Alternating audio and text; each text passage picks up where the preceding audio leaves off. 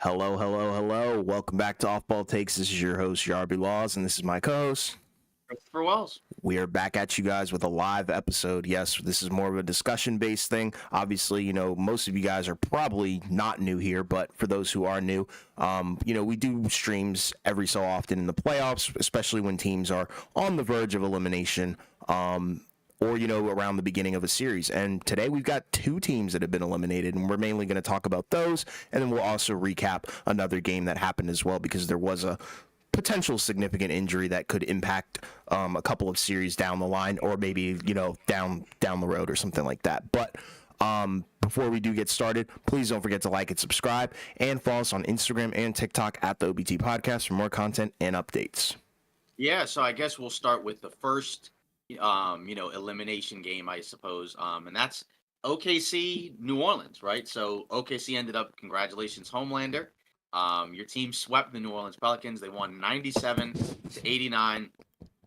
This was the NBA TV game, right? So they had the doubleheader with Miami, Boston, and LA, Denver. But even still, obviously for Oklahoma City, this was impressive. I know that obviously you're going against the Pelicans without Zion, but I think you P Giddy. Oh my goodness. um, but obviously, without Zion for New Orleans, it doesn't matter, right? Like you won the series, it's an impressive victory. A sweep is a sweep because I think there were a lot of people who felt going into the series, especially after the first game, that this might go, like six, or whatever you want to call it. And then obviously if Zion plays, it's more competitive. But they just dominated New Orleans, pretty much, right? Obviously the first game was really close. We're literally down to the wire. OKC trailed late in the fourth of that one, but they pulled it out. And I think that was the best thing that could have happened to them, right? Where, like we said, they won a close game, first taste of the playoffs, right? Your stars looked a little shaky early on, but they got through it and they were able to pull it out in the end. And then the next two games, they just absolutely destroyed them, where everybody played well. And then this was the closeout game. And these are always ones that are very difficult to win because ideally the other team plays with some pride, and kind of tries to bark, bark, bark, bark. Yes, yeah. OKC fans, The came dogs, through. man. Yeah, they came through with that one. But obviously closeout games are oftentimes the hardest ones to win, which is why it's kind of hard to sweep a team. Sure. But and this was a competitive back and forth game. Obviously OKC pulled it out at the end relatively comfortably, but there was a stretch where they were down in the second half, early in the third quarter, and then again, a lot of OKC's young guys, right, pulled through, right? All their core guys played pretty well, right? You got some good minutes, great minutes, obviously, even though Shea didn't shoot that well, right? He did other things. He got 10 rebounds, hit 2 blocks, right? So he finished with 24, 10, and 3. Josh Giddey, as he mentioned in the chat, right? It went 4 of 6 from 3. That's an X factor where if he plays well, it can actually knock down, some open jumpers. That kind of changes how you have to guard Oklahoma City. I mean, teams are still going to leave him open, but it just makes it a lot better for your offense if you're not just having a guy out there that you don't have to guard, right? In the playoffs, it's really difficult to, have players on the floor that are limited offensive players. And so, to have stuff like that from Josh Giddey, obviously Chet was really good. Jalen Williams, right? He's been terrific in this series. That's, their second best player. That's the guy that they play through either when Shea doesn't have it or just, as a spark, and obviously those second units. And then, even the bench, right? You didn't get a ton, but you got, a couple of solid possessions from Aaron Wiggins, right, where he hit a few big momentum shots. Jalen Williams, right, he knocked down a three. But either way, like, this is impressive, right, by Oklahoma City because it's a young team, first time in the playoffs. You got a sweep and you won a series relatively comfortably. And then in your close competitive games, you pulled it out, right? And that's kind of what you want to see, from a team like this, where they're kind of trying to show like we're not just your typical young team. We're a lot more comfortable. We're a lot less, we're not as unfazed by, these big moments as some, other young teams that we've seen in the playoffs before. So, and again, to get a sweep is great. That means you get to rest up, and you get to chill before you play your next opponent in the second round. I'm curious, who the Homelander would prefer to play, right? Because the Oklahoma City would play the winner of the Mavs Clippers series.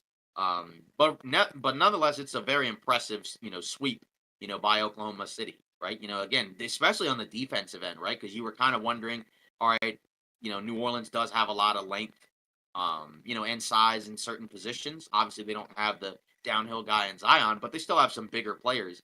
and how would they, respond to that? And they did great. So Yeah, great game all around. I think from the core guys like you were talking about, Lou Dort continued to make Brandon Ingram very uncomfortable. I think that kind of showcases what is the issue with New Orleans potentially. I think when you do have Ingram kind of at the forefront like that, so I think he might be a potential guy to look out for in trade rumors now. I think, but all around, just a great game from OKC, like you said. I think it's a great test, and we talked about this, in the last live stream. I think last night, and even in the last video, we were talking about them, and they passed their entrance exam with flying colors. This is exactly the kind of test that they needed, and they're proving to the world that, like you said, they're not just a typical young team. Like they're so cohesive that it makes them look seasoned, which is the scary part. And I think there's a lot of potential. And I think the crazy thing is these guys are probably going to elevate and only get better, I think, as the playoffs continue. Whereas, maybe some other teams, you would kind of look at them and you could maybe say, like, okay, yeah, they might take a step back. Look, like the Homelander said, give me the Mavericks. That's interesting. interesting. That's an interesting take. I would have thought you would have said the Clippers just because of Kawhi's health.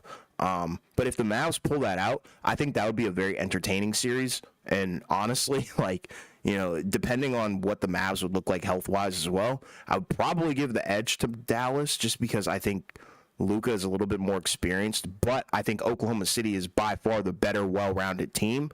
And they're kind of proving that in this game and just this entire series. They kind of just ran away with it. And I think, with this game, the score was kind of low. But I think that's also because both teams are so good at defense, and they're able to kind of mitigate some things. And then New Orleans just couldn't, again, especially Oklahoma City being great defensively. Because, I mean, again, like you mentioned, Dort on Ingram. I mean, what did he shoot? He was like 2 for 14. Yeah, 2 for 14. Yeah, which is just awful. I mean, and again, that's not just, him just having an off night, right? That's also a credit to, like you said, Lou Dort making him uncomfortable, being physical. And that's how you guard a guy like a Brandon Ingram, right? Like a guy that's not really that big, not really that, strong, but kind of a, lanky type of player that can shoot over the top. That's kind of the best way to guard them is you have to kind of put a guy that's physical enough to kind of, I don't know, that has a low center of gravity to kind of get under them, sort of, right? Where they're, like you said, they're just uncomfortable and not, prepared to kind of, play off balance. And, that's kind of that's kind of one of the swing pieces in this series, right? Because we talked about, like, if Ingram, plays really, really well, that could be the difference between getting swept versus maybe losing in, like, 5 or 6, right? But even in the games where he was, better, they still lost, pretty handedly. But I think the only game he probably played, like, from start to finish well was probably game 3, I think, where he had like 18 points or whatever. The Homelander, I love Lou. And that's the other thing that, people may not necessarily think about is, to be fair, he was on that Oklahoma City team as well that went to the playoffs.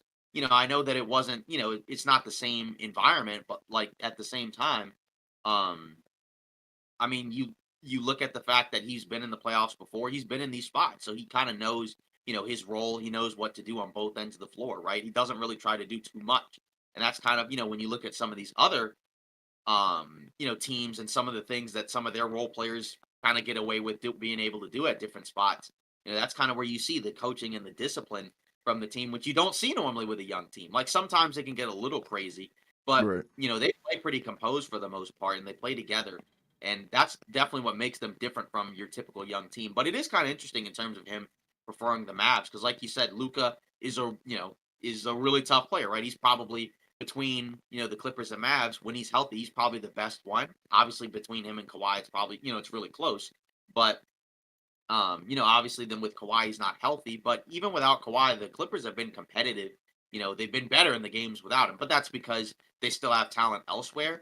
But with OKC, I guess the thing that's interesting is the Clippers and the Mavs don't have like they don't have like a Valanciunas. They do have bigs, but they're more so like Lively's a lob threat. He's not a guy that you give the ball to in the post like Valanciunas, and he can just kind of wear out the other team's opposing big. I guess Gafford is the more physical guy, but even he's still not like a guy you give the ball to in the post. He's more like a roller, lob threat, same thing, just with a little bit more strength. And then with the Clippers, right, that's more so Zubac. I said that because of their defense. It is so bad. Their defense has been pretty good, Yeah. during the latter part of the season. But I guess like you're kind of thinking like, okay, on Dallas, who's the guy that's probably going to be guarding SGA for the most part? Right. Like, is presumably going to be Derek Jones Jr. or PJ Washington versus like with the Clippers, if it's a healthy Kawhi, and Paul Yeah, that might be George, and GG. yeah, there's a lot of other options. So I think that makes sense, Yeah. right? And I guess you could also factor in maybe Kawhi physically gets better over the course of, this series. Like, because if the Clippers can win these games and buy him some time, maybe he might just be better as it goes on. I don't know if I can trust that, but I can understand like the Clippers ceiling when they were healthy was, and when they were playing well was probably higher than Dallas's. So I guess that, from that perspective, you could kind of see like, okay, I could see SGA kind of carving up Dallas's defense. Just because the bigs, how are they going to be able to, stay in front of him because he's got a lot of quickness to him. And the guy that's Luka or Kyrie that's going to guard SGA. So I get that. And then even Jalen Williams, that's the other matchup, right? Because he's kind of a strong athletic guy. He can kind of do some of the physical stuff that SGA doesn't do. And who in that Dallas group is going to be able to do that? So I guess that kind of makes sense. Yeah. From that. But either way, you have home court, which helps. Obviously, that's why you try to compete and pull for the 1 seed, right? Because OKC will have home court against every team they play against in the Western Conference. Yeah. So that's huge for them. So And and it's they're getting great. better. Yeah, It's great because the Pelicans caught in severe it's serious. thunderstorm. Pretty much. I mean, but like, if you think about it, it's kind of wild that they were able to do a sweep, And I don't think you Yeah. normally see that from young, hungry No. teams that are up at the top like that. You'll normally see them kind of drop a couple of games because of the lack of experience, but they stayed with it and they were steady, cool, calm, composed, and you didn't really see anybody's game really falter. I guess like the first one was kind of like getting their feet wet, and then they've kind of just taken off. And I think it's only going to get better, and the matchups are going to be wild. Yeah, and then just from a New Orleans perspective, like it's just kind of unfortunate, right? Because again, this is another told you all this week was coming. Yeah, you were right. Yeah. You were right. I mean, we both thought Oklahoma City would win. Mm-hmm. Obviously didn't expect it to be a sweep, but yeah, they dominated in this series. But Yeah. from a New Orleans perspective, I don't know because it's just like, this is, I guess what, like the fourth year I think of Ingram and Zion together. Um, 2 trips to the playoffs, both times without Zion. And then obviously last year they missed the playoffs. They lost in the play-in, ironically, to Oklahoma City. Mm-hmm. But both of those guys have had long stretches of injuries at different points. Zion played 70 games this year. Got hurt in the play-in. We knew he wasn't coming back, but I just don't know. Like with the way Ingram played, you almost kind of wonder, like maybe you think about moving him because I just don't think those two guys fit great together. And I think if I'm the Pelicans, like I'd probably just rather build around Zion because he's just a better player, even though there's obviously serious questions about him from a health physical standpoint as well. But then, like you look at some of the other role players, like they have a lot of solid role players. I mean, like Herb Jones, Trey Murphy, Alvarado, even like a Jordan Hawkins as a rookie who will probably get better, or Dyson Daniels. Like, there's a lot of guys where it's like those are playable guys, like especially like in a regular season setting where it's like if you move Ingram and maybe you upgrade, at the guard spot or something like that. I mean, that could be something that would be really intriguing. I mean, I don't know if it would be enough to win the West, but and also it's just a lot of pressure on Zion to stay healthy. He did lose 25 pounds over the course of the season and got better and better. But I don't know. Like, if you're New Orleans, I think you kind of have to evaluate. Like, there's probably going to need to be some decent changes, right? Because now these guys are making max money. So this is going to start to be a more expensive roster. So you're not really at the point anymore where you can kind of just be okay with missing the playoffs or first round exits. Like, you need to make some stronger playoff runs. And that kind of comes with you're probably going to have to make some tough decisions, right? Yeah. So I think that, so like, I'm not saying that Ingram's going to be traded, but it wouldn't shock me at all if that's the guy. Because I think that there are a lot of teams that would like a player like a Brandon Ingram. I mean, like, you can just kind of look around the league. A lot of teams could use some type of scoring, wing. But, New Orleans, I feel like it's kind of like what we talked about with Edwards in Minnesota, where it's like we can kind of see which guy's the guy on that team and who you ideally want to build around. So I think you kind of have to probably build around Zion, which again, health permitting, that's kind of a tall task. But that's what it seems like this is going to come down to. It's just hard because he ultimately was the guy that wasn't available at the end, even though he did play the most games he's ever played. Yeah, the two things that I'm kind of monitoring would definitely be the Brandon Ingram trade market now, and then I'd also kind of be looking at Valanciunas as well, because I think Valanciunas is good at like what he does, which is rebound and kind of like an interior guy.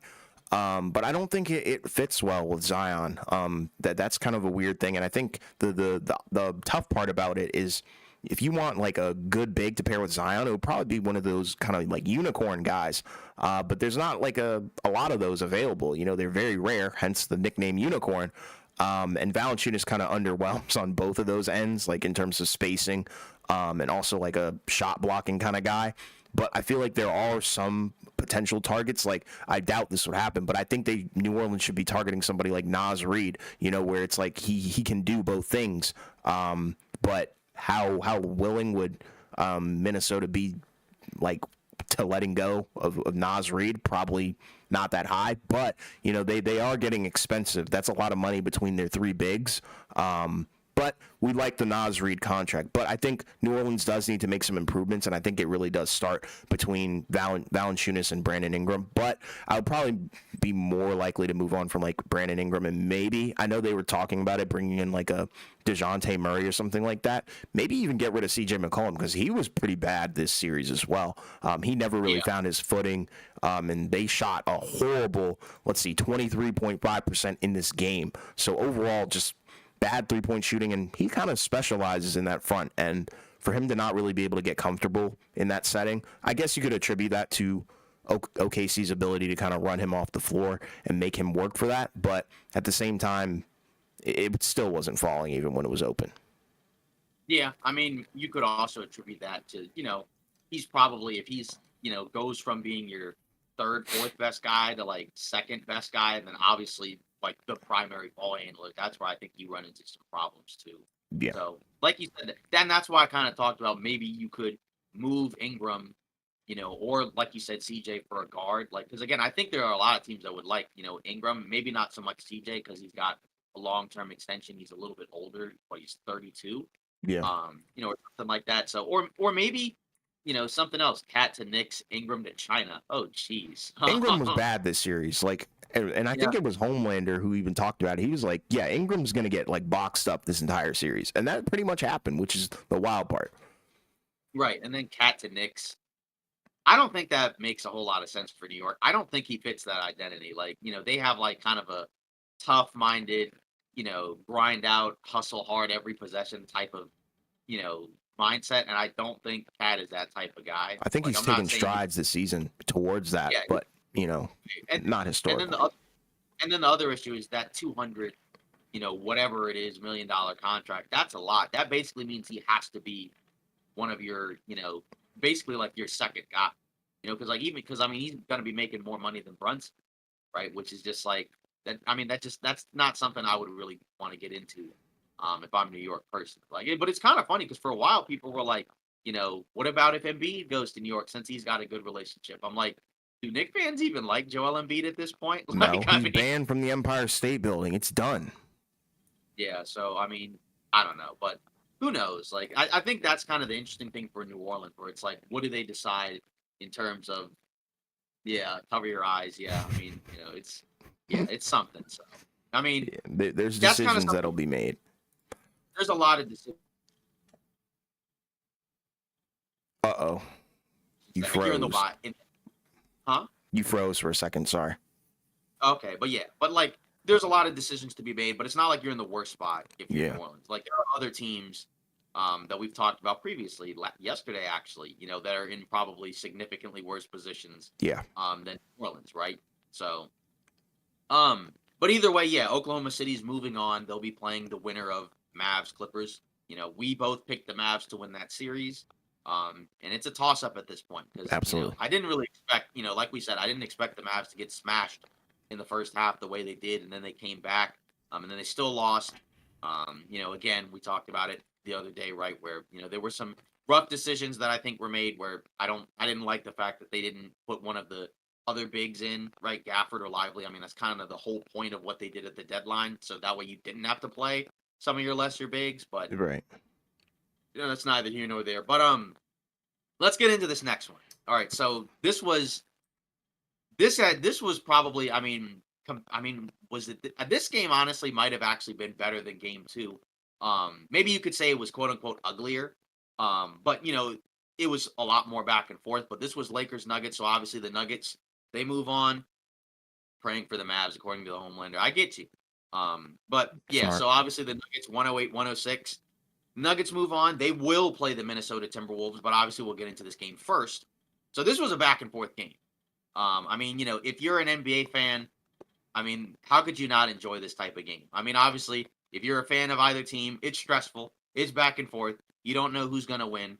We've talked about the issue with the Nuggets, when you're playing them is if it's a close game in crunch time, they just have a lot of options that they can go through and they can get into it so quickly where it just looks effortless. I mean, like every play that they ran in the fourth quarter was kind of, not all of them, but a lot of them were kind of random precision where it's like, a Jokic post up, a Murray dribble handoff, right? A Murray floater, right? A Michael Porter Jr. three off a screen, right? Aaron Gordon quickly coming in and crashing the offensive glass. Um, and again, like it's kind of wild because for there was a stretch where the Nuggets were not playing well. They actually won the first quarter in this game, which was nuts because I didn't think they really played well in the first quarter at all. But they had a lead right at the end of the first, but it was back and forth. Jokic was not really good, I think, early in the game. He came to play, in the second half, but like that was Nuggets are too nice. That's hilarious.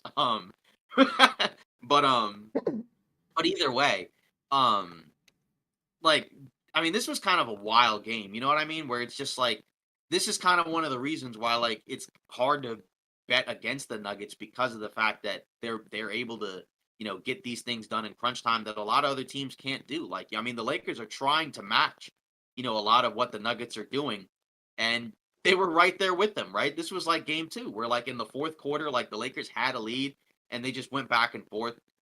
And that's kind of the, if you're the Lakers, that's where it's kind of, frustrating because it's like, the way they played this team, obviously it was a 5-game series, right? So it's like, what are we talking about? But you guys were right about them. That's what I'm talking about, right? Because Yeah. again, you saw how, this looked, right? I mean, like again, the Lakers, even though they're, the 8th seed or I guess 7th seed or whatever, all these games that they played against them, even though they've lost, 11 or 12 or however many it is, not straight, at this point, but they've lost so many of them. But at the same time, they all come down to this, right? Where it's like there's a lot of teams that I've seen, like just kind of be overwhelmed by Denver, right? Where like, we saw when they played the Suns, like they destroyed Phoenix, right? In for most of that series. Like Phoenix couldn't hang with them at all, aside from those 2 games where Booker shot over 9,000% from the field. Right. But then like, you watch this Lakers team, and it's like, how is this team able to even compete with them? Like, because the Nuggets are better, but at the same time, like they're putting up a fight. Like, because we talked about this in the live stream the other day, we kind of thought that the Nuggets would throw the first punch and kind of just say we're not going to lose at home, we're not going to give you the opportunity, and that it would probably be a blowout game, or at the very least like a game where the Nuggets go up big in the first quarter, and they won the first, but it didn't feel like they were playing that well. And then you look at the Lakers side, and I mean, the stars came to play. Obviously AD got hurt, Yeah. with the shoulder injury, but obviously aside from that, he was great on the boards, great defensively. LeBron had 30 points, 9 rebounds, 11 assists, right? So he did his thing, right? He wasn't going to go out, sad. And you even got like a solid Austin Reeves game, right? He was 1 of 4 from 3, but then you look around, right? And then, I mean, D'Lo wasn't terrible, right? But he was still 6 for 15. I liked the fact that late he didn't just settle for jumpers, but still 2 of 10 from 3. A lot of open shots too. And then obviously the missed free throws obviously is what really hurts because in a game you lost by 2, they missed what 9 free throws, and nobody expects you to shoot 100% from the free throw line. But you just make 3 of those. I mean, that's kind of the game right there. But then it's Yeah. like, then you look in the fourth quarter, and this is kind of one of the issues with Ham where it's like, where's Austin? Like, this is your biggest game of the season. I understand that, like, LeBron probably just can't play he played 44 minutes. So it's not like he sat for long. Right. But, and even with AD sitting out for a few minutes, he still played 40. But It's like, why is Spencer Dinwiddie out there in the fourth? Or it's like, why is, where's Austin? You know what I mean? Or like, then there's kind of like a wrestling match where it's like you're trying to put Rui out there because of the size and the physicality, and he was okay, but he was just getting torched on the perimeter by Michael Porter Jr. I mean, Michael Porter Jr. was 5 of 7 from three, 8 for 12, 26 points. Right? I mean, like that kind of stuff is like kind of just one of the if you're playing that team, that's the tough part because it's like their starting five is really good. And they have a lot of different guys they can turn to. I mean, every game Michael Porter Jr. was great. I mean, that which is kind of the wild part because he torched the Lakers in the regular season. I think he pretty much, if you look at the stats, he had his best games against that team. Yeah. Pretty much. We'll see if he kind of has a you know regression to the mean, in the next round. Yeah. Because they have some different guys. Because But in the regular season, like he was averaging 21 points, 60% from the field and 52% from the three. So he wasn't missing. Knockdown. including where he shot 10 for 10. Yeah, exactly. So yeah, And so it like carried that over means to the postseason, which is insane. yeah, exactly. And like you can kind of see it where it's like matchup wise, they just like again, that's kind of the issue with the starting five where it's like Rui was good against the Nuggets last year. And in the regular season games, he was fine, but he wasn't great in this series. And that's kind of the rough part where it's like you just needed another guy. Lakers need a quality big and a shot maker. And that's kind of what and that's kind of where you see it, right? Like in the fourth quarter, they were kind of going through, LeBron a little bit and then also Austin. And he was good in the fourth quarter. He made some big plays. But then it's like you're asking him to go toe to toe with Jamal Murray, and that's kind of rough, right? Right. Because obviously then it's like, all right, if you give Austin more offensive duties, then that means defensively he's probably going to go back to closer what he was doing in the regular season early, where he wasn't playing as great defense. Um, and that's the other tough part because like Jamal Murray was bad for the first 4 games, gets a calf injury. We told you he was going to play, he wasn't going to sit. And surprise, surprise, he has his best game of the series, right? And that's kind of something where it's like, going into the next round, like if you get that version of Jamal Murray, that's where like they're not losing in the playoffs to anybody, right? Right. Because like obviously and it makes sense, right? He's their second best player, and like when he doesn't play well, that means you're kind of relying on other guys, to kind of make up for it, right? But for him, if he gives you like 25 plus a game on good efficiency, I mean that's kind of game set and match. That's why the Homelander. That's why we're talking about them. That's why we're picking them to win the title because again, Jokic had like a mediocre game to me by his standards, but he still finished with 25 points, 20 rebounds, and 9 assists. Right. So it's like, that's the thing. And to go back to the need a quality big and a shot maker, right? You can kind of look at what their offseason plans might be. That's Mm. kind of what you're really looking at, right? Because it's like one of the turning points of the game was where AD got hurt. And then what do when, he's out there? They decide to put Rui at center with LeBron and 3 guards. And then it's just a layup line for the Nuggets where, because at that point it was the Lakers had a lead and then they lost it all in the blink of an eye because they were just too small. Right. And then even to close the game, Rui wasn't really out there. They had Prince out there. And it's like, he's more mobile and he can chase around a guy like Michael Porter Jr., but that's at the cost of size and rebounding, where then it's like that's how Aaron Gordon gets an offensive rebound. That's how Jokic gets an offensive rebound. And that's the rough part, right? Like that's where, if Jared Vanderbilt was healthy, maybe he helps. He wouldn't help you on offense, but that's kind of what you're looking at when you're talking about like a decent big, like, because Jackson Hayes played and he was okay, right? He Mhm. was a +6 in the minutes he played. He had 5 rebounds, but then obviously you can't really ask him to close, a do or die game 5, right, against the best center in the NBA. That's the tough part. You need a little bit more of a sturdier big man, or at least some type of forward. And that's kind of like where when we talked about the conversations between like a Rui and a Vanderbilt, where it's like Rui's the more talented player, but Vanderbilt's a dirty work guy, and that's not really what Rui does, right? And that doesn't mean he's bad. It just means like in a game like this, where you need him to probably give you like a little bit less, a little bit more simplified offense, but then a lot more on the defensive end, and then a lot more rebounding. That's where he just can't really help you there.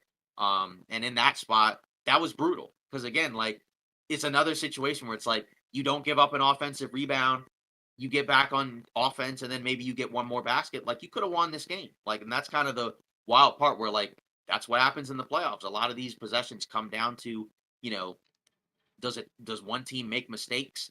Does the other team kind of, capitalize on them and everything else? And that's why this Nuggets team is, is the boogeyman, for the Lakers, because even though they've been in all these games, about as close as anybody could be, against this team, you just can't close it out at the end, right? And so in the offseason, I think as from a guard perspective, that's where it's like, yeah, you're probably gonna have to try to find a way to maybe diversify your backcourt, right? Where you have a guy that's a lot more comfortable attacking the basket, Hmm. as opposed to like more perimeter oriented players, right? Because like say D'Angelo Russell, 2 for 10 from three, a lot of them weren't necessarily bad shots, but if his three's not falling, he's not going to be able to just kind of drive down the lane and blow past guys and get a dunk like we saw even Jamal Murray do, right? He can't Right. do it. He can't do that.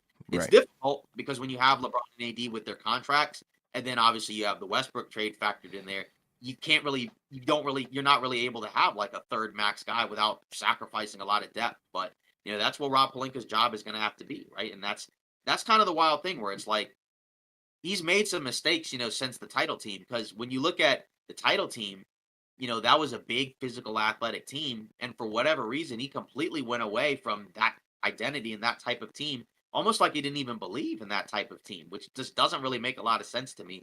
The year after the team that they had, that was fine. LeBron and AD got hurt, but then you made the Westbrook trade, and that kind of was the part where it's like you couldn't have afforded to do that because then that basically puts your team in a bad spot for basically 2 seasons where you don't have enough talent next to LeBron and AD. Like you're talking about a bunch of minimum contract guys that just look at the Suns, right? Like in the playoffs, we saw what happened when you have a bunch of minimum contract guys next to three max players.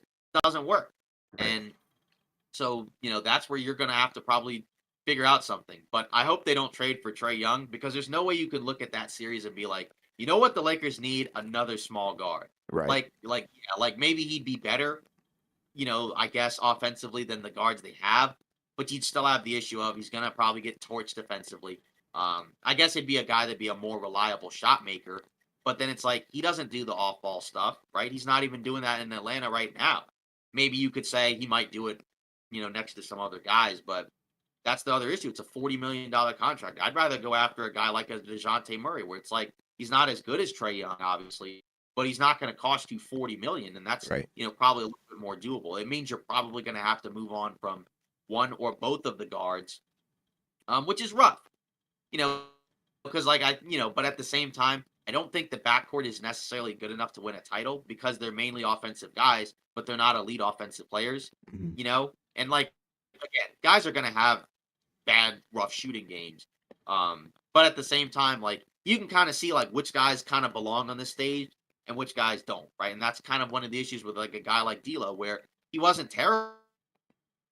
He was a +7, right? Honestly, this series he played better than last year against the Nuggets, but in a do or die game, 6 for 15 just isn't good enough, and we're not trying to just blame him because there were other guys that were kind of stinky too. Rui had 15 points, but it was on 15 shots, including some very makeable shots where like shots missed at the rim, right? I think he had what 3 missed putbacks around the basket, some wide open jumpers, and it's just like, you need more offense, but you also need more size. Like you can't like, exactly go back to the team you built because you can't ask LeBron to play point guard, which is kind of another issue in and of itself.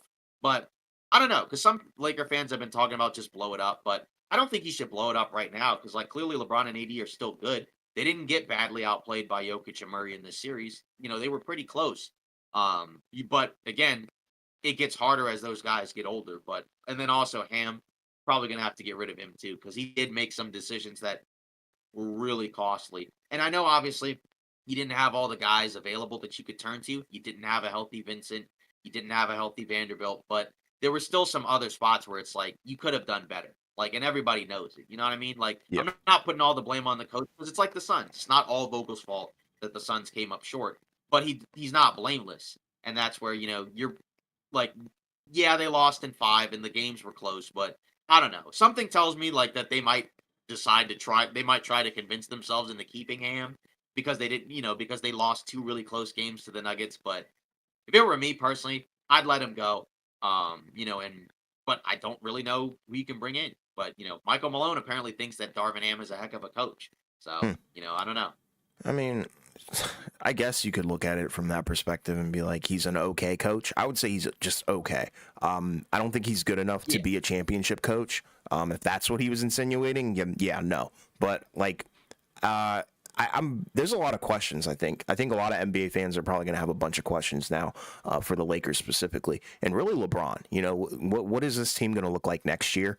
And I think it's going to look vastly different. But I'm not sure what the route and what the plan is going to be for them because they have multiple ways that they could take. But I Yeah. think you do have to look at D'Lo, and it's been certified now that he's not a playoff guy.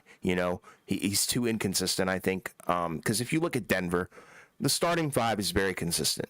You don't get a lot of up and down games from these guys in the postseason. If anything, they all kind of elevate and take a step up. Because even Michael Porter Jr., like, he wasn't putting up these kinds of numbers in the regular season against LA, sure. But so far in the postseason, he's pretty much increased his scoring by almost Yeah. 10. So, If you and get that guy, you're not losing. If you get that exactly. guy you're not losing. Exactly. And then Aaron Gordon just being a menace all over the place. Jamal Murray elevates his game as well. It's just the Lakers don't really have that. You're kind of stuck with LeBron, AD, and the rest of the guys. But the rest of the guys aren't, like you said, very high quality. So I'm curious where they go from there and what kind of approach that they take, because they could be very aggressive and get that third star.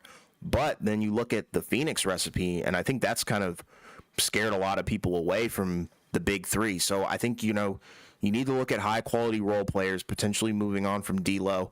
Even a guy like Rui, I think Rui was pretty awful in this game at times. Serious.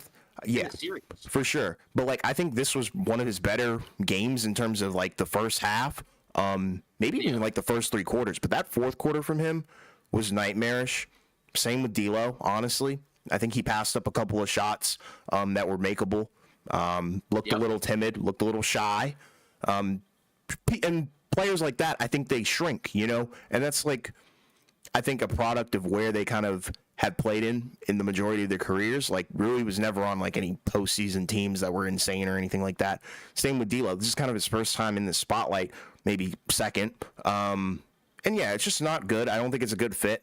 I think you have to have guys that really want to win and know what winning is like and establish that culture. And I don't even think Ham understands what that kind of culture is. You kind of see it. They like to give up, act bewildered, kind of like deer in the headlights, just dumb stuff, honestly. And it's the little stuff that kind of adds up that I think Laker fans are probably frustrated with Ham a lot for, because like, you play so well in the first quarter, second, even the third, but then the fourth quarter just comes and bites you in the butt, and it's just stupid. But as for Denver, I mean, they move on, kind of expected. I think they'll play Minnesota, which is going to be a insane They are. matchup. That's going to be Yeah. wild and one to watch. But By to, far, I think what's that's going to be the best series in the second round. I think for by a sure. significant margin. Because I think you're going to be looking at Anthony Edwards and you're going to be like, can he elevate even more? And then also it's going to be a test for Denver because of the size and the matchups. So it'll be insane. But sticking with the Lakers, like, do you think this maybe forces LeBron to kind of decide if he wants to still be a Laker, or well, what are you thinking as a Laker fan right now? I mean, my guess is that like I don't think he really goes anywhere because I guess the Sure. issue is that like where does he go first off? There's not a lot of teams with cap space, and like the teams with cap space, it's like what you're gonna go to Detroit? Like I don't think so. Right. So I mean that's maybe depending on what happens with his son, but I just feel like I feel like if he was gonna leave, I feel like we would probably would like we would know a lot more about that. Like, like when he was leaving Cleveland to go to Miami, or like when he left Miami to go to Cleveland, or Cleveland to go to LA, right? Like we kind of knew where this was headed. Like we knew that he was probably gone. But I think the fact that it's been a little bit more quiet, I think probably suggests that he's fine with staying there. It just kind of comes down to again, what's the best way to kind of build a contending team around a guy that's going to be 40, and then obviously another star, who's 32, right? Who's still really good, obviously. But you're always going to have questions about, the injuries and whatnot. So, like you said, that's where they do have a lot of options where it's like, do they go for a third star? Do they kind of just try to retool and maybe bring in some different role players? I don't know. Like, that's the problem is like, you know, as a Laker fan, like, I don't know what they're gonna do. Like, because we talked about it multiple times where it's like the move oftentimes that Pelinka does is the one you least expect, right? Like, even at the trade deadline, we thought they would do something, and what did they end up doing? Nothing, right? Yeah. Like, that's kind of the wild part there. So, and his plan supposedly was because they want to save the chips for the offseason. But again, if that's the case, you better get somebody, right? Because when you look at this series, like, it's kind of hard to say, like, you know, it was that there wasn't a reason to not make a trade. Like, you know what I mean? Like again, like, yeah, it was a 5-game series, but maybe if you trade for a backup big, maybe you could survive a little bit better. Like when AD's, even when he's not hurt, just like when he's off the floor, right? Because in the other 3 games, that was a big problem as well. Like where the Nuggets weren't losing the non-Jokic minutes because Aaron Gordon was able to get every offensive rebound, right? Maybe you get another, defensive-minded backup guard. Maybe you actually play Max Christie over the course of the season and kind of try to prepare him for the postseason as opposed to not really having him play at all, right? Because, obviously, again, we're not saying that they win the series if Max Christie plays, but it's probably a better fit in terms of the type of players you need on this roster versus like, what we need? We need Dinwiddie and Gabe Vincent to play minutes together along with Torian Prince. Like it's just a little bit redundant at times with some of these type of players. Hmm. So that's where I think they're going to need to get a little bit more creative and a little bit, I don't know how to describe it, but just like instead of bringing in the same type of guys every year, maybe you try a different approach. I don't know. Maybe you try the approach that helped you win a title. Like I don't Yeah. know. Like maybe that might be the best approach there. So I think that's where you probably start. I just kind of wonder, because there's some, obviously some exit interview quotes coming out right where um they asked LeBron, like, if he had any thoughts tonight that this was his final game as a Laker, and he said, "I'm not going to answer that. I appreciate it." Or like Max Christie saying, "I really wanted to be out there for sure. It sucks seeing us eliminated because I felt I could have helped the team." Well, that doesn't sound great, right? In a Hmm. scenario where you lose a do or die playing game, maybe you could have had somebody to help you get some extra rebounds. Or D'Angelo Russell said he hasn't thought about what he's going to do this offseason, but he acknowledges that he has leverage and is planning on using it. I don't Nice. I don't yeah, I don't know what that means. But that doesn't sound amazing. So, I don't know. Yeah. And obviously Tom's just put out, of course the hit piece, like the one for the Suns, he just put out the hit piece, about Darvin Ham. Hmm. Lakers finished the season as left coach Ham's future in serious peril as some stakeholders indicate he is highly unlikely to return. We knew this was coming. Yeah. You know what I mean? And It like this is happens kind of every time. And this is what's kind of has to happen, right? Like, a lot of the decisions, like we said, made during the regular season piled up, right? Because, hey, if you made some better decisions in terms of rotations and lineups and schemes, maybe you're not playing the Nuggets in the first round. Right. Or or worst case scenario, you are playing the Nuggets, but you're better prepared and more equipped for who you need to put out there. And like, again, it's not all his fault, but at the end of the day, like you said, he's probably just not quite good enough to be a coach of a championship team. And they didn't do him a lot of favors because they didn't give him, an experienced coaching staff. But either way, you're the head coach, you make the big money decisions. You're ultimately the guy that kind of has to put it together. So I think this is probably the last we see of him as a head coach. Like maybe he'll be an assistant coach again, but he's not getting another opportunity. Yeah, and it's kind of interesting, like to look at the Lakers, and I think you can really look at this game, and it's kind of a telltale sign. The 3-point shooting was pretty bad in Yeah. this game, 10 for 35. Although the Nuggets, they shot 38 threes, so 35 isn't like a crazy amount. And percentage wise during the regular season, they were shooting around like 37.7. So that's like solid, I guess. But then like you Right. look around, 28th in 3-point attempts per game, 24th in made threes. So it's like average offense at best, especially in the league where you're kind of looking for a 3 ball to dominate. And I think you're probably gonna have to target, like Keith Wells said, a big shot maker. Like you really need that.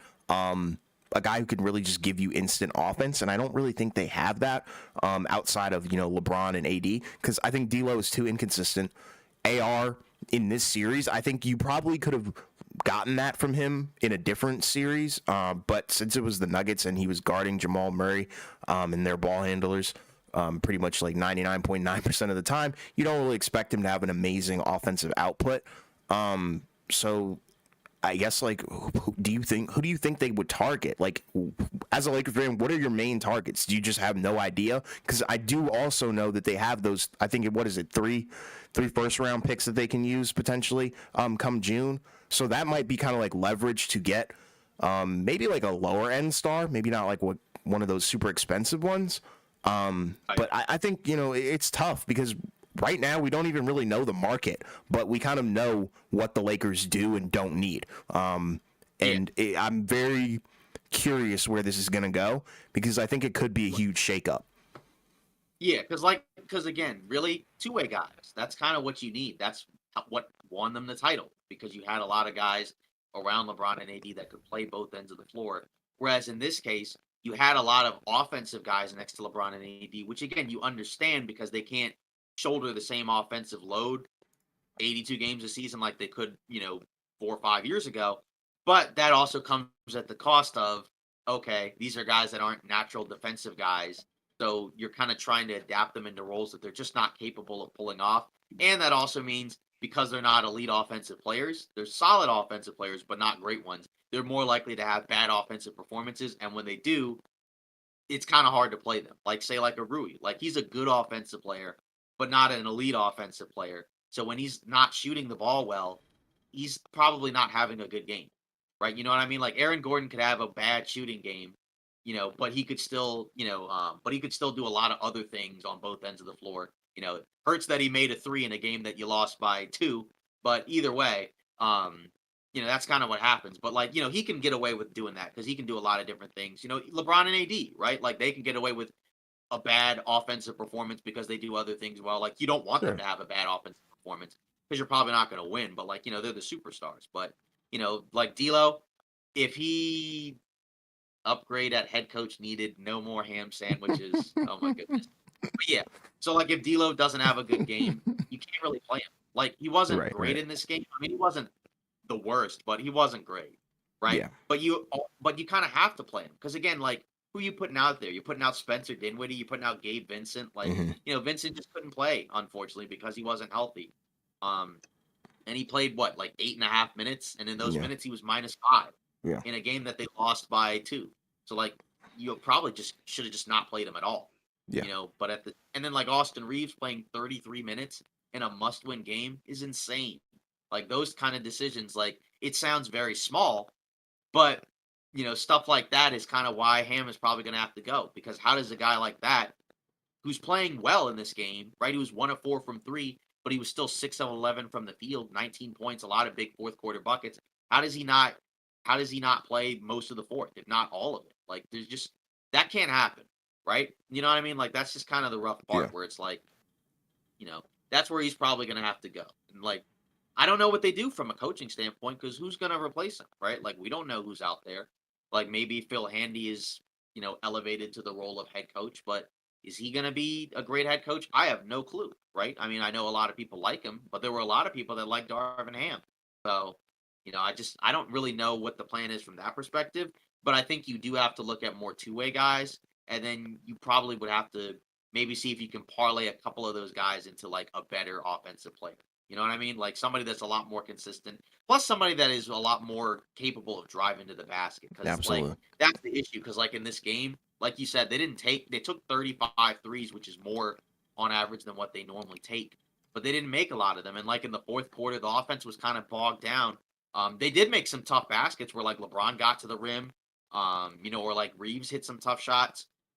But, if you had like one more guy to kind of spread the floor and, get maybe some driving kicks or, cuts or whatever, that might have been able to pull it off because you just need a little bit more offensive versatility. And it looked like that during the regular season. But again, this is the playoffs, right? And like you said, you can kind of see some of these guys kind of shrank, right? Rui was great last year in the playoffs, but unfortunately, this time around, he had a bad series, right? Like, and that sometimes is the difference between winning and losing a series, where we've seen teams lose series because key guys that you needed performances out of couldn't help you out, right? Like we saw Golden State last year, right? Like Jordan Poole went completely AWOL in that series, right? Klay Thompson was missing wide open jumpers, right?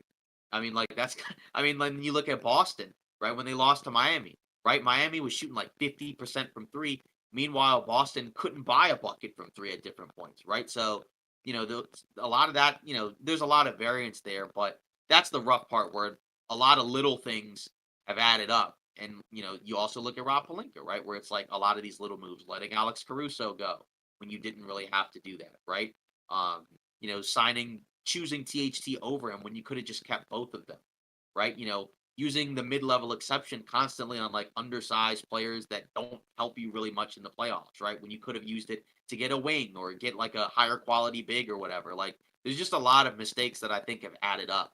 And after a while, like this is what happens, right? Where like, yeah, they rebounded from a terrible, decision when they got Russell Westbrook, but how does that happen in the first place? It's like we said, like with the Suns, like the GM needs to say no. Like you're the guy in charge. Actually, Palinka is the president of basketball operations, not even the GM. So he's in a higher position. So how do you not say no in a situation like that? Like we Right. were all screaming, this is a bad idea. There were a lot of Laker fans when that trade happened that was like, what are we doing? Right? Like if the Laker fans themselves are like, this is bad, that lets you know this is probably not good. Not that means that you listen to the fans, but like I mean, we were hoping it would work out, but a lot of people were like, this doesn't make any sense. Yeah. Like, and that's the problem where it's like sometimes you can get too cute in doing things where, it doesn't work out. And like also like, yeah, choosing Tyron Lue or not choosing Tyron Lue, they didn't give him the fourth year. They just insulted him with a 3-year deal. And then he didn't take the job. And then it was Vogel who was supposed to be an assistant. Then you gave Vogel a bad roster after they won the title 2 years later. And then you fire him. Then you were like, okay, let's hire a first time head coach. We also know the perception about the fact that people didn't like that we didn't offer Ty Lue a 4-year deal. So let's give Darvin Ham a 4-year deal.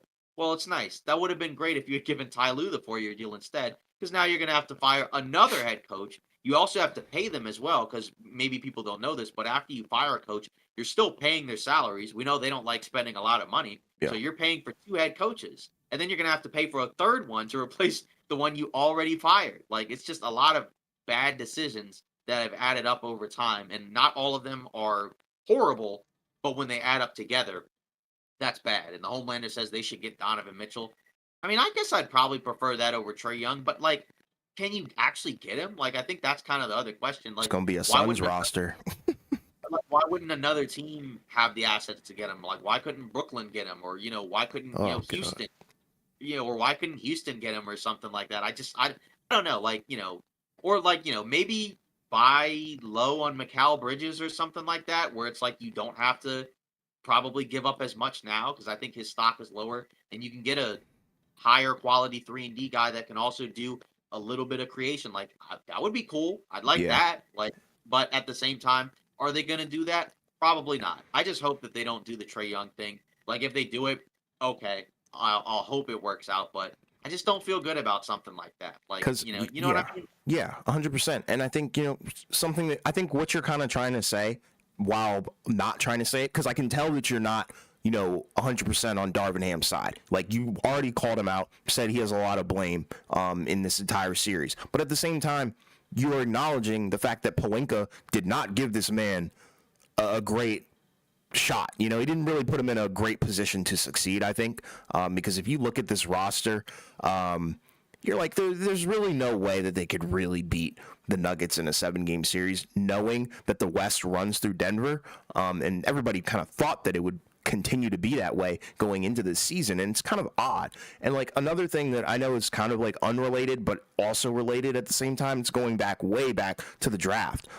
I really feel like scouting is something. Yeah, I know.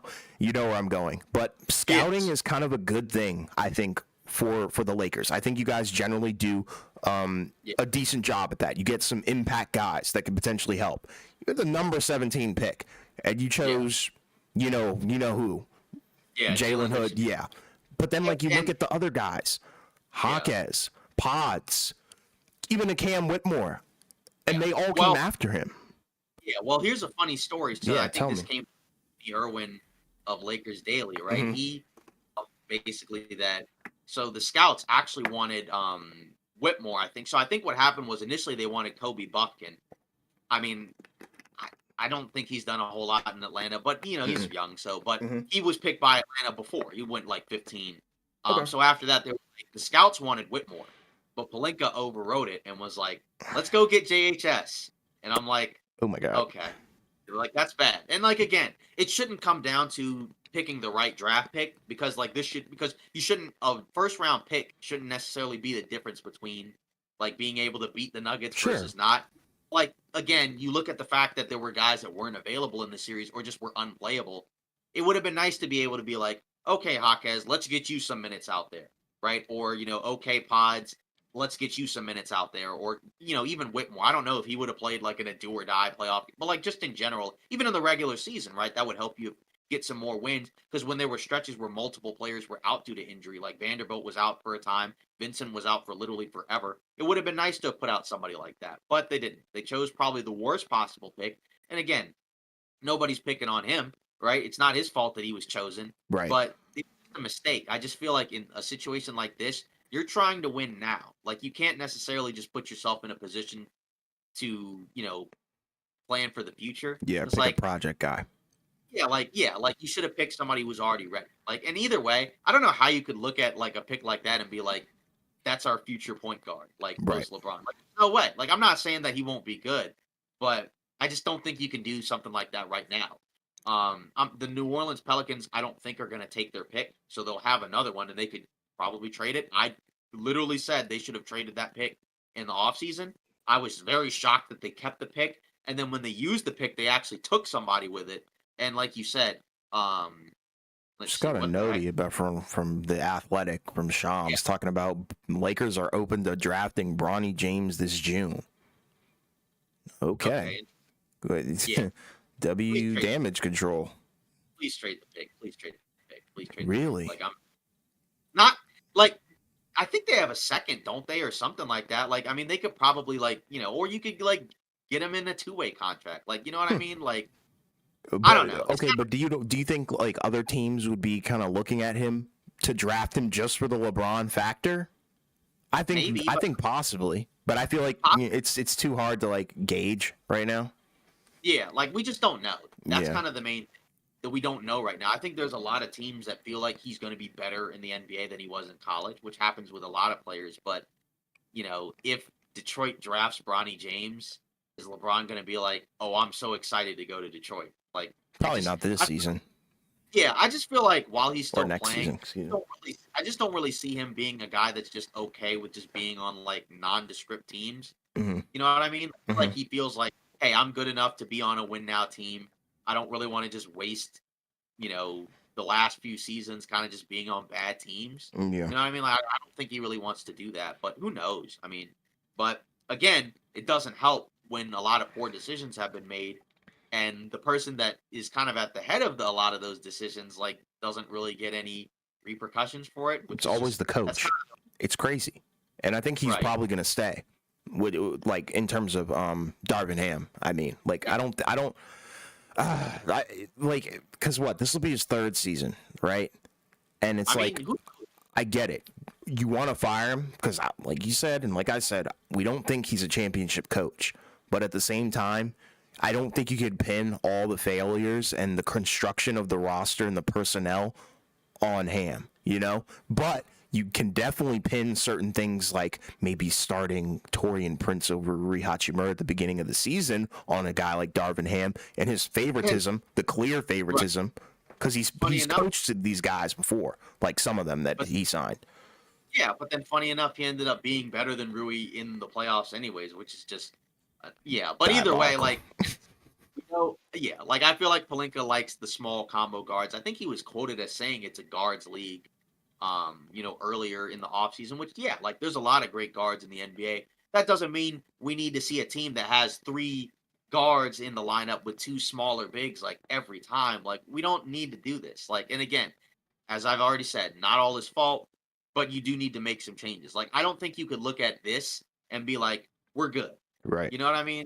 Like, Yeah. you're not. No way. No Like, shot. not that like it's again not a bad team, but clearly not good enough to be able to beat the Nuggets and get out of the West because that's the team you're going to probably have to get through. Like, they're not going anywhere. Like, Yeah. they don't have guys that are 35, plus years old on their roster. All their guys are basically like, 25 to 30. So, Yeah, but it's crazy, man. I don't know. but moving back to, the Nuggets, right? Obviously, Sure. you know, I'm again, it's kind of wild that like these last two games were as competitive. Well, the other one was a wire to wire, in game 4 win by the Lakers, but like, those close games are kind of why it's hard to choose somebody else other than them in a 7-game series cuz like when we move to this second round matchup between the Nuggets and the Timberwolves, like are we sure that Minnesota is going to be able to do that kind of stuff in the fourth quarter and match the Nuggets basket for basket? Like, we know they'll be able to defend better, not give up as many offensive rebounds, but we know that the Nuggets are probably going to be able to exploit Minnesota in other ways. We know, like, if the Nuggets get the stop and get the rebound, Jokic is going to throw a transition pass all the way down the floor, and there's no way Minnesota's bigs are going to be able to catch up. Like, you know Right. what I mean? Like that, they're probably going to maybe try to find some ways to pick on a guy like a Mike Conley. um, we'll see if Michael Porter Jr. gets going. I'm very curious to see who guards Jamal Murray. Like I would assume it's like a tag team effort between like McDaniels and maybe even Edwards at different points. I would But think it would be Edwards 100%. right, so that's kind of the interesting thing to see. And again, Minnesota does have a little bit more depth than the Nuggets because I think that's the other thing about Denver, where like they had a couple of injuries, in this game, right? Like because Caldwell Pope, was kind of playing on one leg at different points. Murray was hurt going into this game, although funny enough, this was his best game by a significant margin, including one-legged fadeaways on the leg that he was Yeah. hurt on. He was going to play, but either way, that's kind of the interesting factor with the Nuggets, where it's like they have to stay healthy because if they lose one of their main rotational guys, you're just kind of stuck playing guys that you don't really want to play. Like I know Reggie Jackson had a couple of decent moments in this game, but then as the game went on, it was like, okay, maybe he's playing a little bit too much, Right. or like even a Christian Brown only played like 5.5 minutes in this game. Justin Holiday, Peyton Watson just randomly comes in and hits a three when he's been shooting like 28% from three all season. Um, so that's kind of the interesting thing. Like if they can get anything out of their second unit guys, like they should probably win. But it also just factors in like if Edwards goes nuts again, I mean he could possibly pull it off. Homelander says Nuggets in 6. Hmm. I you know I mean That's I don't fair. I think That's fair. yeah I mean I yeah because like it would be really hard for me to believe that like they would like beat the Lakers in 5 and like a few of the games were close, but then like sweep Minnesota. I mean, again, Not going to matchup be a sweep. Anthony matchups, Edwards is not going to let that happen. yeah, like matchups make fights. The Timberwolves are a different team from LA, right? Because I think their offensive ceiling is a little, their offensive floor is a little bit different, right? They're a better 3-point shooting team, I think, than the Lakers. Right. 'Cause they have better 3-point shooters, right? Like you have Towns, you have Conley, you have even Edwards is a good 3-point shooter off the bench, Nas Hmm. Reed, who's been struggling from three. But then it's like you look in the first round against the Suns, like Nikhil Alexander Walker averaged like 15 a game. Does he do that against the Nuggets? Maybe. Like what do Towns and Gobert do to be able to slow down Jokic? Because Jokic, even though he was like good in these games, I feel like there's like another like level that we could see Jokic like against Minnesota, where he's just kind of like puts his foot down and he's like, "Yeah, I know you got Gobert and Towns. You're not going to be able to do anything." And I think we could possibly see some like big Jokic games where he 100%. has like 35 or like maybe even like a 40-point game. I'm not saying like because I'm again thinking like a 40-point triple double. That's what I'm talking about. Minnesota's going to guard him differently than LA because they have bigger personnel. Right. But again, this is the guy that I think has kind of he's got the championship belt now in terms of like he's got the best player in the world belt right now. It's his to lose, obviously, but at the same time, some of the guys that would have a chance to grasp it, I think, are not available, right? Like Giannis could grab it back, but the Bucks are hurt and they're probably done. So he's not really going to be able to do it. And B, I don't even really trust to do it anyways, Right. mainly just because of his health. But I also just it feels like he's kind of taken the Harden title of like the one guy that you just know in a playoff series is just probably just gonna Come up short. yeah come up short like for a variety of reasons. But Right. yeah, Nuggets in 6 I think is a fair pick. You know Yeah, what I mean? absolutely. Like, You have to I give mean, Anthony Edwards and the Timberwolves, I think, at least 1 or 2 games. Yeah, and I guess the real question, and again, the Nuggets will have home court again. So that's another factor. We know the altitude is a problem, but then like the Timberwolves, they are younger, right? They do have more young guys, like, so I don't know if they're going to be as phased by the altitude. We may not see a scenario where guys run out of gas. But then it's like, again, I know Minnesota swept the Suns and they looked really good, but some of the stuff that they were doing in some of those games, like where like all the bigs were in foul trouble, that cannot happen against this Minnesota team. Like Yeah, you cannot have Towns, you can't foul, bro. Karl Anthony Towns picking up like 3, 4 fouls in the first quarter, and then Gobert picks up 2 fouls in the first quarter, and then Naz Reid picks up 2 fouls. Like that cannot happen. Like because if those bigs get into foul trouble, it's going to be a problem because that means that is going to be the floor is going to be a lot smaller for Minnesota defensively against the Nuggets, and that even helps a guy like Jamal Murray because we know that they're going to put length and athleticism on him, and if he can see the rim at all, like I mean, we know what he can do. And that's kind of the interesting factor is that the Nuggets won in 5 without Murray even really being good for most of this series. Like, what happens if he all of a sudden just starts playing like how he played tonight? Like, for the next several games, right? I mean, like, what did he end up finishing with? He had 32 points, 13 of 28, 5 of 10 from 3, 7 assists. Like, that's doable for him. What if he just, like, what if he does what he did against the Lakers last year in the playoffs, but against Minnesota? Like, if he does something like that, and then you get like good Michael Porter Jr. games as opposed to bad ones. I don't know. Like, and that's another X factor, obviously, because MPJ has been just out of his mind in this series, and the Timberwolves have bigger guys that they could put on him.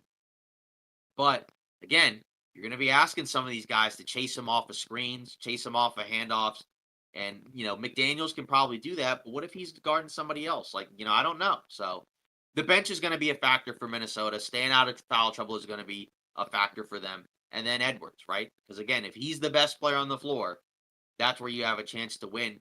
But is he going to be able to outduel Jokic? I mean, that's a different task than, outdueling Durant, Booker, and Beal. Like, it seems like it would be less of a Herculean effort, but it's not just because of the fact of, that Jokic can get to his spot so easily. And he's more than willing to kind of just, hey, you take over, right? Right. Like Jamal Murray, like you take over in the fourth. You got it. You got all the big shots. So, we'll see what happens. But yeah, I feel like Minnesota has a chance. I just feel like I just don't necessarily know if they're quite ready for this moment yet. Like, Yeah. you know, like it's not the end of the world if Minnesota loses. Mhm. It would be insane if they did, and that would obviously add another crazy check mark to Edwards' resume. But I don't know. Like, just feel like the Suns are just in a very different league from the Timberwolves, and it just wouldn't surprise me if the Nuggets, because even though they won, they didn't play great in a lot of this series. Like they were turning the ball over a ton.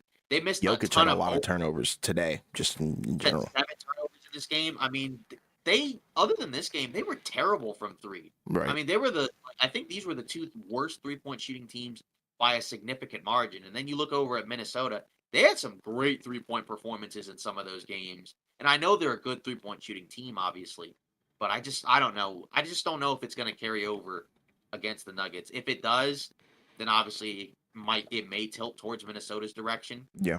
Because they are well coached as well. Hopefully, Chris Finch can give them something. I know obviously he's got the torn tendon in his knee, so maybe he may not be as available because obviously he's going to be preoccupied with his own health. But I don't know. I feel like you have to kind of go with the Nuggets in this one. I mean, like those type of games, there's going to be at least a couple of close games every Hmm. series in the playoffs, and Yeah. like they're going to win most of them just because of what they can do. I mean, we just saw it, right? And it's not like the Lakers are bad. Obviously, Minnesota is a better team, in terms of the record, and whatnot. But I don't know. Like I feel like Nuggets and 6 is right, but it could go 7. But if it Yeah. goes 7, it's still probably going to be the Nuggets because they got Game 7 in Denver. And Game 7, that's going to be something that those Minnesota guys have never been in. 100%. And I'm kind of leaning more towards Nuggets in 7. I think. For some reason, I feel like Anthony Edwards is just gonna pop off. And this may be an omen of some sorts, but we looked at the Phoenix versus Minnesota regular season games the last time we looked at a Minnesota preview, and if you look at the Minnesota Denver ones, they both split it, so 2-2. Denver won twice, Minnesota won twice. Interesting games, but I think those aren't going to matter at all because I think we've kind of seen Minnesota ascend. They're not the same Minnesota from the regular season. I think Edwards is for sure leading them. Jaden McDaniels is taking a step potentially on offense. Towns looks pretty good. So it's different. And I think it's a scarier Minnesota, but I just don't think that Minnesota is good enough to beat Denver in a 7-game series. I think they are going to take them to 7, but I don't think they're going to come out on top. That's the way that I look at it. Because the difference is last year, they didn't have McDaniels or Nas Reed at all, but now they do. Plus Edwards is better. Right. So that's kind of the factor where it's like, and Gobert is better. So like, that's kind of something where you kind of wonder, okay, now they're going to be healthier. And now their best player is taking another step forward. But, we'll see. Because again, if they take out the Nuggets, would they be the favorites to win it all over Boston? I mean, maybe. I mean, do we see? I feel like Boston would be the favorites at that point still. But then obviously, I guess we should also probably get into this other game, Boston-Miami. Yeah. Obviously, this game was not super eventful for most of the game. But then in the second quarter, I think it was, right? Second, third quarter, whatever, Porzingis, right, had a third injury. Yeah. And he had to come out, and that's a big deal, right? And they said they're going to get him an MRI to see what happens, but they are optimistic that it's not an Achilles injury. But it's like, okay, well, if it was an Achilles injury, well, then, yeah, all bets are off because that means his season would be over, and that means he wouldn't be playing next season either. So that's awful. That would be awful if that was the case, which doesn't seem like it is, so that's good. But we still don't know how significant of an injury it is because if it's an injury that keeps him out for a few weeks, okay. I mean, it's not going to matter against the Heat because the Heat aren't exactly healthy either. But you don't want that to happen in the next, right? Like, because the next round presumably is going to start relatively soon, right? Like within like a week or so. So I mean, that's kind of something to think about. Saturday, I think, actually. Right. So yeah, exactly. Something along the lines of that. So, it depends on how long some of these series go. But either way, you don't want that if you're Boston, right? Because they've enjoyed health for most of the year. I know they had stretches where like guys sat due to whatever random injuries and they had clinched the 1 seed or whatever. But the last thing you want is a scenario where you're healthy going into the playoffs. And then we're like, okay, as long as Porzingis is healthy, you're good. And then he gets hurt. Like that just can't happen. Obviously, we've seen a ton of teams have bad injury luck, but it's just something to watch out for because if he's out for a little while, it could be something, and it carries over into the next round. Not that you're necessarily going to lose, but then you still have to be more mindful of bringing him back because then because you don't want him to be in a scenario where he could re-aggravate it, and then it becomes even worse because we already mentioned this with Durant, right, where he had that calf injury, then came back in the finals and then re-aggravated it, and then before you knew it, he had a torn Achilles and had a lost season. So same thing with like Giannis and Lillard, where according to Shams, they're probably not going to play, right? And like why risk that? So obviously it's bad for Boston, but I think you're hoping if you're Boston that it's not super serious because if it is and he's out for a while, then that's bad. But they still have a lot of talent, so it's not like they can't win a series without him, but they can't win the title without him. So hopefully it's not an injury that keeps him out long term. But I feel like if it was, we would probably already know. You know what I mean? Yeah. Like, and I think there would be a lot more, pessimism from a lot of the players and team itself. So hopefully it's nothing too serious. Yeah. But, we don't know because, I mean, look at some of the other players in the postseason at this point. Yeah, and even like Porzingis tweeted out, that it's going to be all good. So that kind of gives me a lot of hope and optimism about him recovering. But another thing that kind of happened that was a little odd was Tatum tweaked his ankle on a three on a contest that wasn't even a live play or live ball. Like he just shot it after the ball was dead, and bam, kind of like jumped into him, and then it was ruled a flagrant. But yeah,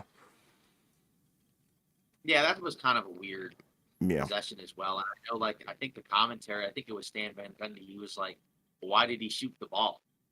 You know what I mean? And it was like, I mean, I guess I can't necessarily argue that, but also at the same time, it could have also just not stepped under his foot. But yeah, we've seen guys take shots plenty of times after the ball's whistled dead. I didn't understand that. Right. I mean, yeah, I guess some of it was bad luck. So it's like I'm not trying to blame Bam, but like at the same Right, right, time, right. like I mean, that was just kind of a weird thing. Yeah, Um, and again, we know the Miami guys are frustrated, right? Because I think going into the game, I think Chris Haynes mentioned that Bam was like trying to challenge the guys, to play harder and whatnot. And it's like, I mean, I know you can do that, but like, you're not beating this team you're without not your gonna main guy. win, bro.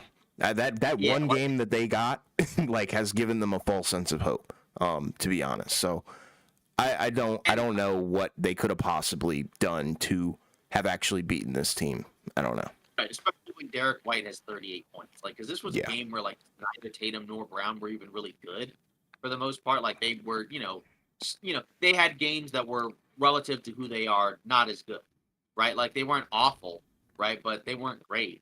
And like yeah, Derek White just was like, all right, I'm gonna turn into Klay Thompson. I'm yeah, gonna hit 8 of 15 threes and then also play great defense at the same time. And that's part of what makes Boston a really tough team. yeah. Because of the fact that everybody in their rotation pretty much can shoot a high percentage from three. And they can also defend at a high level, right? Like that's kind of they're all two-way players for the most part. Like even some of their guys like Sam Hauser or Peyton Pritchard, they're not like complete they're not defensive liabilities. Like they are Right. guys that are, at least capable defenders, They're willing. right? And like if those guys are your worst defensive players, like you're doing pretty good. Yeah, So and then that's Al part of Horford what. even coming off the bench, pretty good as well. Right, exactly. Like we thought last season, it looked like he was getting ready to learn some Chinese, but like off the bench, now he looks a lot more viable, which makes Yeah, sense, right? Like he's not a starter anymore. Obviously, he played a lot because Porzingis was hurt, and like in spurts, like you can play him a lot, if guys are in foul trouble or whatever. But he can't be your full time starting center, at this stage in his career. right. But yeah, not a whole lot to say about Miami, just because again, we knew they weren't going to win the series. We knew it was going to be pretty ugly. They competed. They didn't get completely destroyed. Yeah, but But it's at a the same wrap. time, like yeah, like exactly. What do you expect? And that's the tough part of Fear the Heat, where it's like, and we'll get into them more when we, do the live stream when they get eliminated. But like, it just feels like a lost season where it's like you had Lillard in the palm of your hand, you couldn't get him, but because you spent so much time on that, you didn't really have a plan B, and so then you're just kind of stuck with a roster that clearly isn't good enough, while everybody else got better. Like they were in the position, like even though they were the 8th seed last year, like you could tell that was a solid roster. But like this one, and obviously the injuries are a factor as well. But even if they're fully healthy, did we expect them? Like, did we expect them to beat Boston? Like, probably not. Maybe if they were healthy, maybe they beat Philly in the play-in game, and then they don't play, and then they play the Knicks or whatever, and they can avoid Boston. But I don't know. Like that's the tough part. Like injuries is a factor.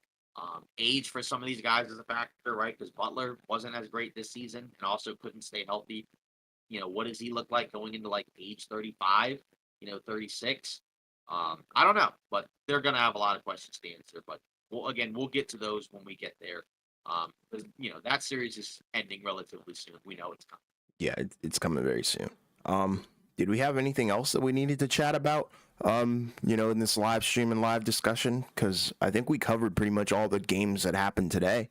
A I mean, couple we of pretty much rumors that just came out. So right. Yeah, we pretty much covered everything. I mean, obviously, we talked about everything in the previous live stream, and nothing's really changed from that point, right? Like, we don't, like other than like a funny Beal quote or whatever, when he was like, "I'll be darned," right? When yeah, he put out the message about I've never been swept before, but outside of that, and like the stories coming from the vocal thing where they're like, what was it like? Guys were tuning them out. Durant was like, "Why am I in the corner?" But then I'm also like, well, you're a superstar. Why don't you just not put yourself in the corner? Like what? facts.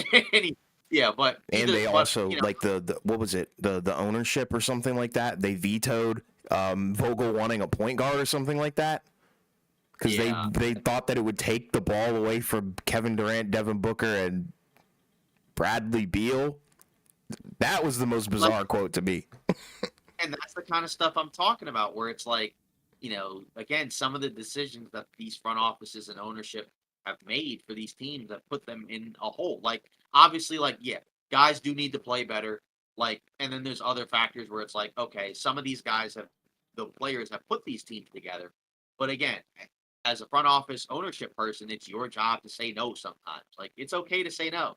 Like, I Yeah. mean, you don't always have to, say yes to your star player. Like, obviously, I'm, you know, I'm not one to talk because I'm not in that position, but like just in general, like, I mean, again, is it the end of the world? Like, are LeBron and AD all of a sudden just going to despise Rob Pelinka for not trading for Russell Westbrook? Like, I mean, I would hope not. No. I understand why they wanted him at the time, though, because, like, you know, he was balling Yeah, for the Wizards, but yeah, but completely even different then, team, like, completely different right, fit. yeah, but even then, the funny part is before they were getting Westbrook, it was supposed to be healed. But then you look at how healed is flamed out, and it's like that would have been bad too. Like it wouldn't Yeah. have been bad as Westbrook because you're not giving up as many key guys. But like, would I want to trade Kyle Kuzma for Buddy Hield? No, not really personally. No, not at all. Well, I mean, if that's the case, if we hit all the bases and covered all of them, thank you guys for coming through on this live stream. It's about 2 o'clock in the morning for us, kind of late. But yeah, once again, appreciate all the support. Thank you guys for coming through. And we're gonna have another stream whenever the next team gets eliminated, or it might be a couple of teams in one sitting, but who knows? So once again, thank you guys for the support coming through. These aren't possible without you, and we'll see.